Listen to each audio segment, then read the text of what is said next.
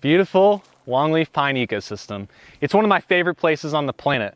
We've got wiregrass, we've got longleaf pine, we've got some of the highest species diversity of any ecosystem in the United States. But unfortunately, there is a proverbial snake in the grass lurking in this ecosystem. Now, this snake in the grass isn't a literal snake, because if it was, I'd be super pumped and be chasing after it. This snake in the grass is the grass. This is Cogon grass.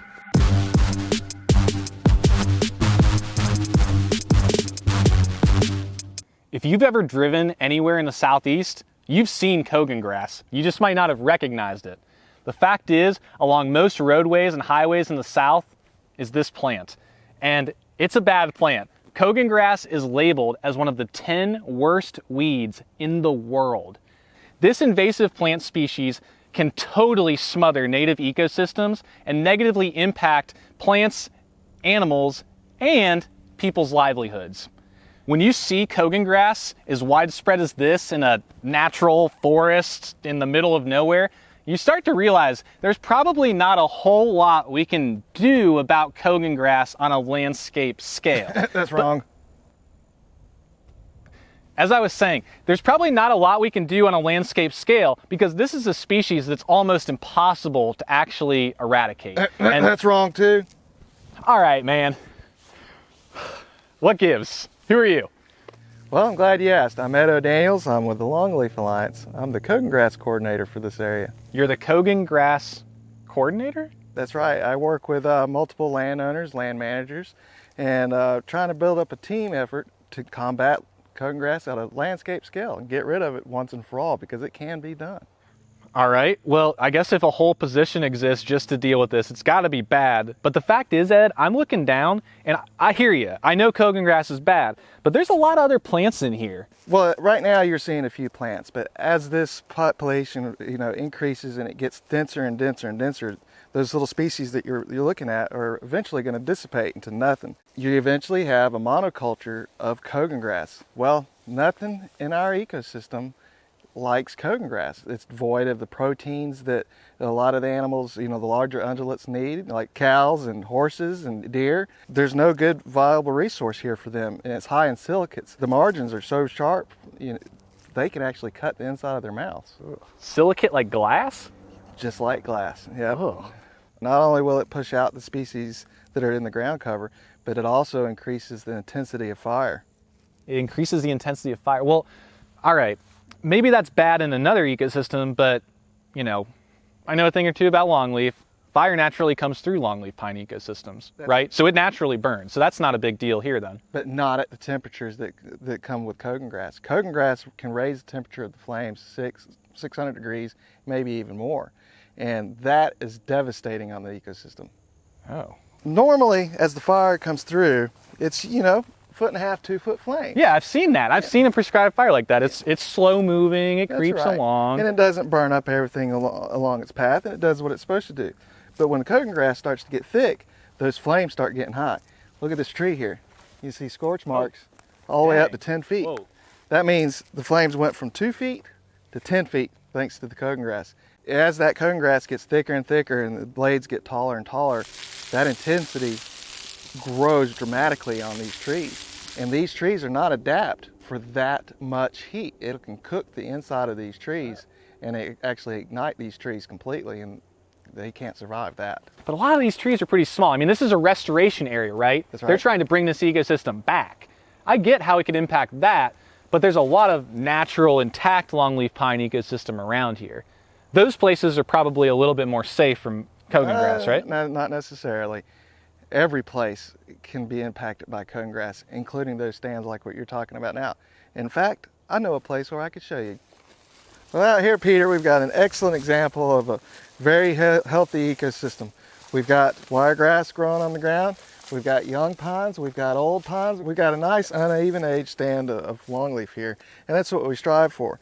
And unfortunately, we get to a point like this, Cogon grass. We got lucky enough that Blackwater State Forest, they're keeping on top of things, and they found this for us, so we were able to map it out, and eventually it'll be taken care of. And how do they find something like this? How does the staff of Blackwater River State Forest find a patch of Cogon grass in the middle of this huge forest? Random samples, random surveys, but anybody within Blackwater State Forest can map it, and then they'll relay it up the chain to somebody that can take care of it. And then they call you guys? In some cases, yes. They'll call us and we'll come out and we'll look at it and we'll give some advice as to what could be done in this particular area.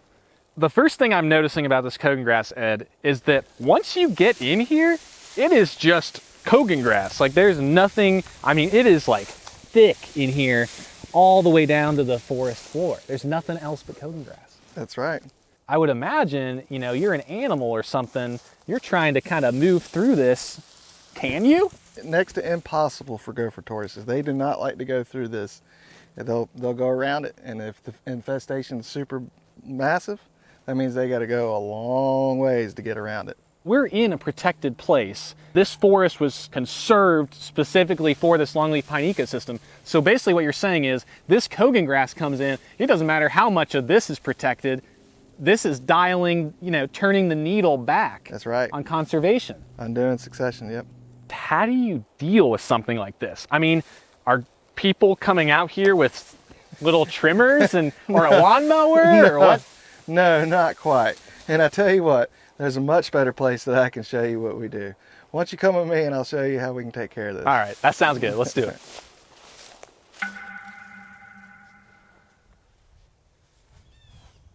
Whoa. Crazy, isn't it? Ed, this is the densest cluster of Cogon grass I've ever seen. This is nuts. So nothing clearly is eating this here at all, right? Nothing is controlling this. That's right. Unfortunately, the species on this continent have not evolved to chew on this stuff. In this continent? So where is this from then? It's not from here? No, sir. It started in Japan, and we brought it over as packing material on ships and around the Mobile area. And then we used it as a potential forage, a pasture for cattle and horses. What do you mean used? You mean people planted this intentionally here? Yes, sir. From somewhere else? That's right.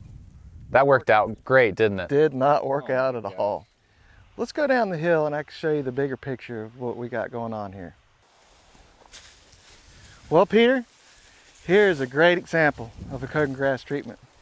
Yeah, I'll say so. I mean, all the Cogon grass is dead, but I gotta be honest, Ed, I'm a little bit hesitant about what you're about to tell me. I mean, how did you treat this? This looks pretty heavy duty. As much as we don't want to use herbicide, sometimes we have to. This is a case of have to. But herbicide has so many problems. I mean, it's killing native vegetation, it's running off. I mean, there's all those issues. Why use herbicide? Well, without herbicide, this Cogon grass is going to kill that native vegetation anyways. We don't want to kill the native vegetation, but it's going to do it on its own. Yeah, I mean, there is nothing but Cogon grass back there. I guess that's true, but I mean, Ed, herbicide, it runs off, there's all these issues. I mean, is it really worth it? Yes, definitely worth using herbicide to kill Cogon grass. The cost of having it far outweighs the cost of getting rid of it. So what was done here? I mean, if I'm a landowner, I'm just spraying herbicide blanket across the landscape, or? Oh, no. Even the landowner has to be environmentally conscious and responsible for what he sprays and where. Okay, so here, I mean, it looks like it killed the top part. Basically, herbicide was sprayed on this and killed the Cogon grass, end of story? Unfortunately not. Yes, we used an herbicide here that attacks from the blades. There's also herbicides that attacks from the soil. That's really going to go after the roots and rhizomes of the grass. But wouldn't that run off more, the soil herbicide? And that's why you don't use that on hillsides or next to drainage ditches. You've got to be careful. I guess my question, Ed, is all the Cogon grass is above ground, so why wouldn't you always use the herbicide that just affects the leaves and you don't have to worry about those runoff issues? Because, well, I've got a little example for you. This is a small example, but this shows the rhizomes and the roots and underground. Careful with that point. I knew you would do it. I had to try. Over 75% of the biomass of Cogon grass is below ground. The blades is not that much. This, you got to be cautious of. This can spread Cogon grass. What happens if I don't treat it? It's only going to get bigger, much bigger, and present all kinds of problems. And I tell you what, I've got a great example right over the hill of one of the problems that Cogon grass causes. Ed, this tree got roasted. That's absolutely right. This is the worst case scenario of having Cogon grass. Well, what was that scenario? What happened here? As a direct result of Cogon grass, a wildfire started over the top side of the hill and blasted through this way, and luckily it got contained before it crossed the property line over there. There's a neighbor right over there. I'd be pretty worried if They I was got them. they got really lucky that they didn't lose their house, and that's a concern. Just because it's not on your property doesn't mean it's not a potential problem for you. If neighbors got to go over and talk to neighbors, rub some elbows, have some coffee together, get this figured out, we can do this, but it's going to take a team effort across the board. Yeah, because if I was that landowner, I'd be concerned about this. And if I was this landowner, I'd be concerned about it. So I guess, what can people do to deal with the problem? Well, there's all sorts of programs out there that can help you. And I tell you what, I've got somebody that you can talk to that'll explain it a lot better than I could. You must be Bill. I am Bill. Bill. Nice to meet you. Nice to meet you. You came highly recommended. I was told to talk to you about how Cogon grass might be affecting your farm. It is. When I purchased it, we did some research and found out that we had Cogon grass, and then as we began to inspect and had NRCS out here, and we identified the problem, and my thought was I need to get ahead of the game before it takes my whole field. Your only connection to Cogon grass is as a farmer seeing Cogon grass, right? Or do you have any other connection to Cogon grass? I'm on the board of supervisors for the Covington County Soil and Water Conservation District. And we have a program whereby we assist private landowners in doing spraying in order to eradicate Cogon grass. This isn't all Cogon grass, I hope. No, this Bill? is all coastal Bermuda right here. If Cogon grass invaded, let's say, this whole field, would that, I mean, for your farm and your family's farm, would that totally wipe out your business? Wouldn't totally wipe out our business because we are diversified. We have more than hay. Okay. But the hay that we sell to the horse people is the best money maker we got. So it would be a definite impact. So it's not, what you're telling me then is that Cogon grass is not just this ecological, environmental threat. This is hitting people It's an economic right threat. here. That's correct. So our district made the decision that we would develop a cost share program, and then Alabama Forestry Commission came on board and said they would spray anything that was a half acre or less. And when we say half acre, it may be a 1/100th of an acre here, 25/100ths of an acre here, but you add up all the spots. If it comes to an acre or less, then AFC will spray it at no charge to the landowner and no charge to the district. That's the Cogon grass right there. So you guys can still check even if people aren't sure. Right, and so we do that, see, and then one of the other issues that we have is highway departments, county and state. It'll be on the right of way. Mm-hmm. We've seen that. And so they may control their right of way, but that adjacent landowner may have it, then it comes right back on them, or vice versa. And same with public land. We've seen it on public land. They treat it, but if there's a landowner next door, right, that's just going to come in from there. You know, it's a cooperative effort. If I do my part, they do their part, then we make some headway. And if neither does their part, we wasting money. just throwing it in the trash. Right.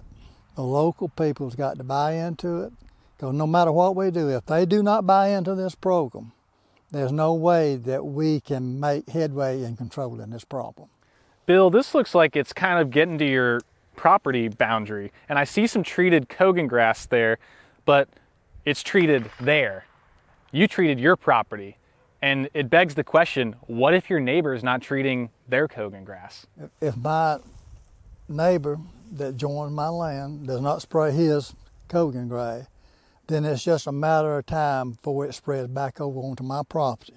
So therefore, for me to protect my property, I'm going to have to spray this common boundary line pretty regular to keep it from coming Till over. the end of time. Yeah, I mean, it never ends. You have to work with your neighbors. And sometimes when you get a piece of property sold, you get a new neighbor, you've got to do an educational thing with them to show them what's happening and what's available, what's available at no cost or what's available at some cost.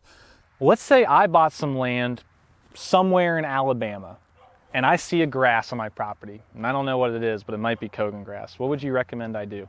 Well, I'd recommend that you contact these 4 agencies, one of the 4, and that's the Alabama Cooperative Extension, the Soil and Water Conservation District in that area, or NRCS, National Conservation Resource Service, and the Alabama Forestry Commission, AFC. AFC is a good source from 2 standpoints. They have the technical know-how, plus they are also already involved in our program here in Covington County. So they're familiar. All right, well, you gave a lot of good resources, but the Alabama Forestry Commission, first off, was the last one you said, and I remember it best, and you recommend them. If they have Bill Godwin's recommendation, I'm there. Well, you may be like me, I'm simple-minded, so I take the simplest one. We're in luck today. I just got off the phone with someone from the Alabama Forestry Commission, just like Bill recommended I do, and it turns out that one of their staff, Keith Stevens, is out in the field treating Cogon grass on private land today. So we're headed there now. Hey, Keith. Hey, Peter.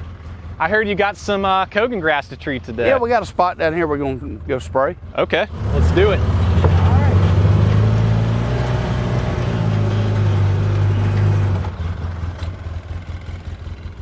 All right, we're here. We're here. So what's step 1? Step 1, we're going to put on our PPE, gloves, Okay. eye protection. Where are my gloves? You didn't bring them? All right, and that's the hose. That's the hose. All right, let's hit it. Let's go. All right. First, we want to make sure it is Cogon grass. And this has already been... An important first step. Right. Good, important first step. You want to be sure that you're getting not only the Cogon grass 3, 5, 6 feet out, outside of it, because of the rhizomes. What The root system on the Cogon grass is the main way it spreads here in our soils. Okay. Sandier soils, it's a little different. The seeds are a little more prominent. But here, the rhizomes will grow underground for several feet, 3, 4, 5 feet, and then pop up a new shoot. But I get finding the edge on a road or a trail like this, Keith, but that's impossible. Look how thick it is. You can't find the edge. You still got to get in there and find it. You're telling me we're about to walk in there? Yeah, well, that's what I brought you for. Oh, all right, let's do it.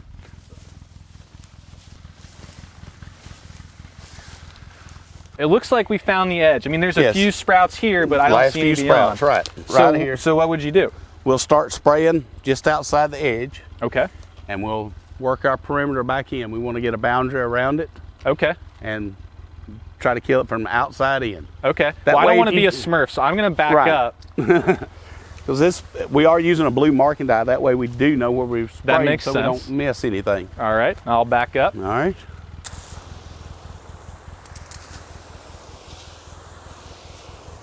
Wow. Keith, you're spraying every square inch of this. You're not missing a spot. We've got to. I mean, to be able to control it, if you miss one, you're going to have dozens of other sprigs coming right back up. Is your program working? I believe it is. I mean, this past year we sprayed 277 spots for about 40 landowners. Wow. And treated 62.7 acres, I believe. Wow. Of just little patches like this. Little patches like this. I mean, you guys, it's got to be a big problem if you guys are taking it this seriously. I mean, walking every square inch of a patch of Cogon grass. We've documented over 3,000 spots in our county. And it's our goal to treat as many as we can through this program or through other programs. There's multiple programs, but this is the one that we're working with right now. And it seems to have a really good participation with some of the landowners. What's in it for Alabama Forestry Commission? Why are you guys dealing with Cogon grass? We're here as a service for the landowners. Okay. That's what we do. Our first responsibility is fighting wildfire. Second is help forest landowners out any way we can, managing their property, whether it's writing management plans, doing prescribed burning, running fire lanes, wildlife openings for their wildlife on their property. But we're also helping either find or eradicate invasive species when we find them through different programs. I'm surprised that you don't have more people lined up. Is it just that they don't know about Cogon grass? That's the biggest problem. A lot of people just see it as grass. They don't. Yeah, it just looks like any other plant in here. Yeah, I mean, it's grass, and they don't know. And then probably once it gets, they probably don't recognize it until it gets... Right, until it gets extremely out of hand. And it's not just about people. I'll go for tortoise furrow. No one's home, but that's pretty cool. How does that tie into Cogon grass? The gopher tortoise, as you well know, feeds off the native grasses. As the Cogon grass chokes it out, he has nothing to eat. And he's not like the deer. He can't reach the browse except a little higher to start with. So he's not eating the Cogon grass. Well, what's happening then if his food's gone? What happens to anything if their food's gone? They cease to exist. And as you well know, this burrow is not just his home. It's home to hundreds of other animals. Frogs, snakes. Birds, even insects. And they all go away. They go away. With So the you're Cogon destroying grass. a whole ecosystem. Well, it's got to feel good. You know, when you see a burrow like this in an area you treat, that's got to feel good. You're helping the does. people and Mr. Tortoise. It does. And it feels good that we're trying to do something. But again, as you well know, it's hard work, but it's worth it. Yeah, that's awesome. Well, keep up the good work, sir. Appreciate that's it. Peter. great. Thanks for helping us spread the word. All right. What a journey that was. Who would have thought that a grass could be this big of a threat, both ecologically and economically? Where I'm standing now, I think, perfectly encapsulates the story. Here, a landowner has planted longleaf pine in an effort to bring the ecosystem back to where it once occurred, and at the same time, provide him with a sustainable source of income in the long term. But like a lot of landowners in this area, this landowner too had Cogon grass. Fortunately, the landowner was able to partner with the Alabama Forestry Commission, and now Cogon grass is completely eliminated from the property. The thing is, the story's not over for this landowner and many others who have treated Cogon grass on their property because, as we mentioned, their neighbors have to do their part as well. If they don't, Cogon grass is just going to continue to invade and the process starts all over again. That's really what this all is about. We all have to work together. Maybe you have Cogon grass on your property, and if you do, contact organizations like the Alabama Forestry Commission or visit your local soil and water conservation district. If you don't have Cogon grass on your property, fear not, there's still a lot you can do. You can help spread the word about this issue because just like the people we talked to mentioned, a lot of people don't even know what Cogon grass is or that it's a threat. So we have to start there. Every single one of us can do our part. Whether we're a road maintenance worker, a government official, or an agency that deals with this issue, we all have to work together because if we do, I truly believe that we can completely eradicate Cogon grass from the landscape. So let's get to work. This episode brought to you by the Alabama Department of Agriculture and Industries' Cogon Grass Outreach and Education Program. For more information, visit agi.alabama.gov.